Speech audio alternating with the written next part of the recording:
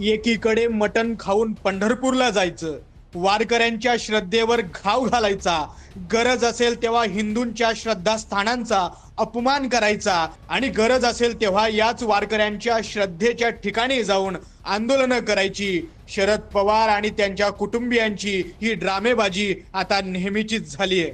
महाराष्ट्रात पूरग्रस्त भागातल्या शेतकऱ्यांना 13,600 कोटींची ऐतिहासिक मदत मिळाली आहे. दिवाळीपूर्वी शेतकऱ्यांच्या खात्यात ती जमाही झाली. पण महाराष्ट्राला प्रश्न पडलाय की शरद पवार केंद्र सरकारमध्ये 10 वर्ष कृषी मंत्री पदावर होते, तरीही महाराष्ट्रातल्या शेतकऱ्यांचे असे हाल का झालेत?